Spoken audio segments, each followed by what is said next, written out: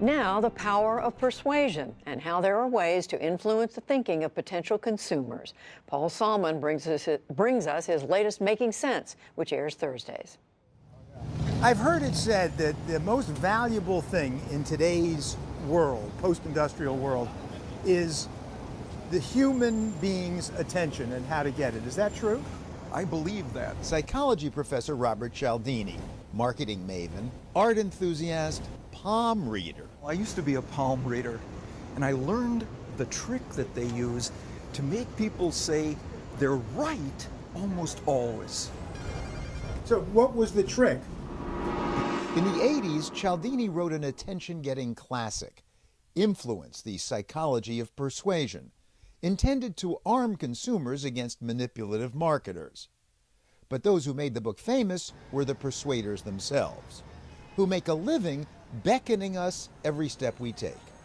Those ads, those signs, that's old school persuasion, directing people's minds to the content. In recent years, however, Cialdini has made a new discovery about how to spin friends and influence people. What I'm talking about is pre-suasion, directing their minds to the moment before they experience the content. Yes, Pre-Suasion, the title of his new book. Pre-suasion is the practice of getting people sympathetic to your message before they experience it. Before they even hear it, you mean? It is what you say immediately before you deliver your message that leverages your success tremendously. Or if you are the messagee, that plays you like a puppet. The best salesman I ever saw told people, I left something in the car. Can I get your key to let myself back in? I have an acquaintance who claims he got 3 great jobs by saying something before he began the job interview in each instance. And I have a friend who's a consultant who says he never gets pushback on the price he offers for his services if he says one thing first. And Pre-Suasion demonstrably works, as we'll try to demonstrate throughout this story, by prepping the mind for the message subliminally. There's this interesting study. A guy goes to a shopping mall in France, and he tries to get women's phone numbers as they pass various shops so he could call for a date. One of them is a shoe store, and another was a bakery. But in neither of those cases was he very successful. He only got a number 13% of the time. But there was one kind of shop that doubled his success rate when women were passing it, a flower shop. Why? Because flowers put women in the mindset of romance. Not consciously, persuasively, by exploiting a rule of thumb passed down to us by evolution. If we are paying attention to something, it's important. That's how we decide to pay attention.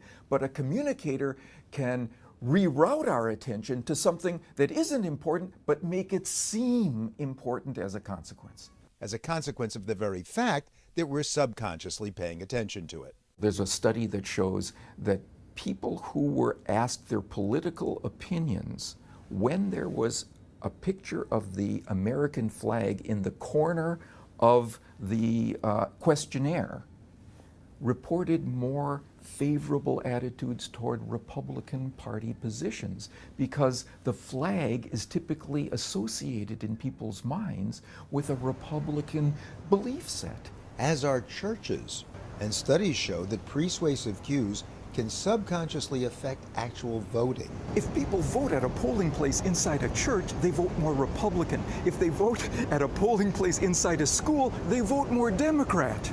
Now, marketers, or at least some of them, have studied persuasion's potency. One online furniture store tested images of fluffy clouds versus cold hard cash on its homepage. Those who saw the background depiction of clouds searched the site for more comfortable furniture. Those who went to the site that had money in the background became cost conscious and preferred to purchase less expensive furniture. But isn't it obvious that our consciousness is being affected by what, our perceptive apparatus? Almost no one recognizes that the clouds or the coins had any impact on their behavior, and yet it did at significant levels. It's the cue that drives you in the direction of what seems more important now because you're focused on it. Which is why we flashed the thinker at the top of this story, to persuade you to ponder the puzzles we posed at the outset, but never answered. What was the trick of the salesman, the job seeker, the pricey consultant? In each instance, they did something first. Starting with the salesman who claimed he'd forgotten something in his car. He created a sense of trust, because who do you let back into your house by giving them your key except someone you trust? And that made people more likely to buy what he was selling? Yes, because he had created a mindset in them that they were dealing with a trustworthy character. And the guy who got the jobs? Before every interview, he asked the interviewers, why did you bring me in today? What was it about my qualifications that made you attracted to my candidacy? And what does that do?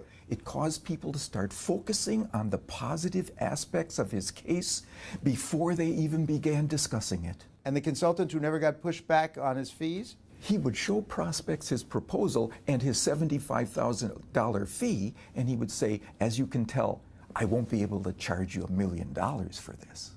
And what does that do?